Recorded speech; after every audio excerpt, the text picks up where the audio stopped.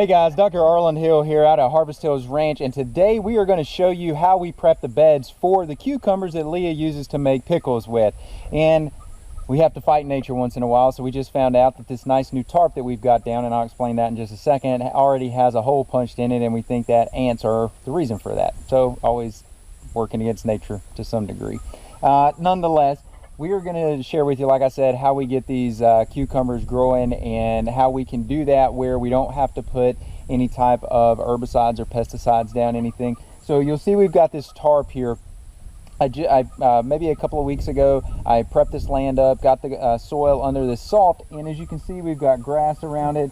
That grass was growing where the tarp's at now, and so we got that lightly tilled up under there, but we wanted to kill these weeds without having to put any chemicals down on it. And it is summertime, it is hot, so we wanted to be able to take advantage of the heat, and of course black attracts heat. So as that heat starts to build up under that tarp, it's killing off some of the grasses and seeds that are under there. Now what we're going to do is pick this tarp up. We're going to move it to the next area that we're going to plant. I haven't quite decided what we're going to plant in that area yet, but we're going to move it over. And once we pick the tarp up, I'm going to go in, get the ground loosened up so we can easily plant into it, and then I'm going to bring a flame weeder in and show you what we do with a flame weeder to make this what's called a stale seed bed. The idea really here is not that you're killing the microbes or anything in the ground. It's just that any seeds, any grass seed, weed seeds, or anything that have been brought to the top, we're eliminating those weed seeds. We actually tried some of this last summer with our last garden that we put in, and we're really impressed with the results that we got out of it. So we're implementing it again this year. But we got to get this tarp moved first before we do anything else. So let me go get to work and help Leah here.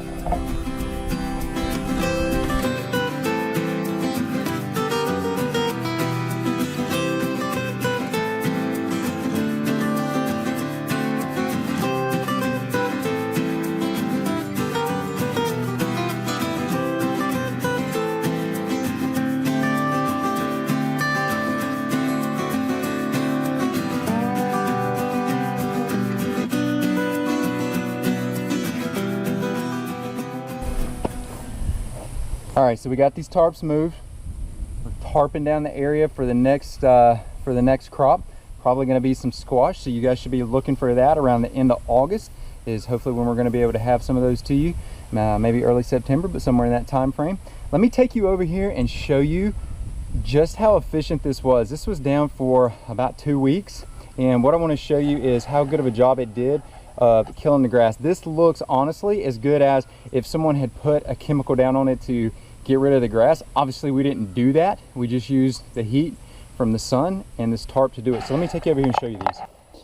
So what you're looking at, that's where there was grass under there. You can see these are the weeds that were growing. There's some dead grass seeds in there now, but these are the weeds. They look like they've been burned down. It looks like there's actually been fire in that, but it's not. It's just the heat from the sun has killed these back.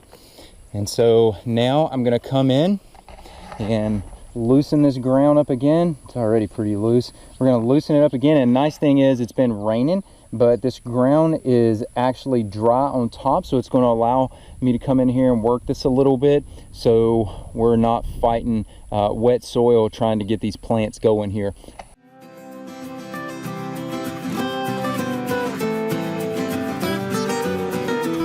So sometimes we make mistakes, and obviously this is a little muddy, and I've got to go help Ranch Lady Extraordinaire here in just a minute. As you can see, the ground got a little muddy. It's going to end up to be a little compacted right here, and we're going to end up having to fix this, but it is what it is, and we'll get those. Yeah, it's a oops, it happens sometimes. So anyway, let's get this organic fertilizer in the ground.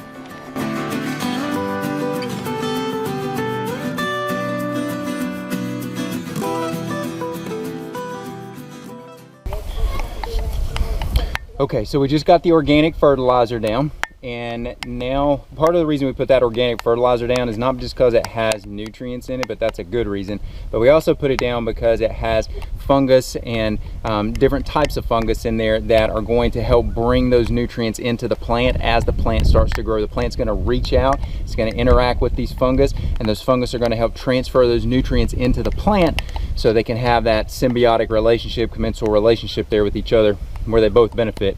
So what I'm going to do now is is just lightly rake this over, cover that up real shallow. And again, we don't want to go deep on anything. We're going to cover that up real shallow, and then I'm going to go flame this. And that flaming is going to be any seeds that are laying on the top that would be weed seeds that have been brought to the surface. We're going to go ahead and get rid of those right from the get-go, so that as these cucumbers are growing, we're fighting the weeds less. So let's start by raking this over, and we'll go from there.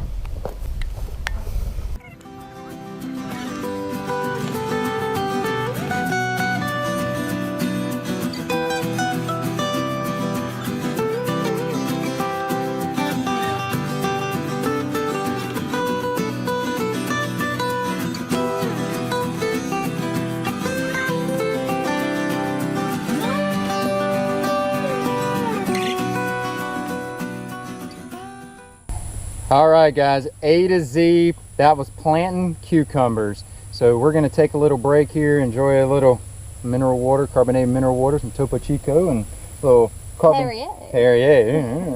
Anyway, thanks for joining us today, guys. Hey, if you like the video, make sure you share it with someone and hit it for a thumbs up. We'd like to get this information out there to other folks and let them know how to grow nutrient-dense food as well. Check out other videos that are going to show you how to do that and show you the importance of nutrient-dense food as well. Thanks again for joining us. Dr. Arland Hill with Leah Hill from Harvest Hills Ranch.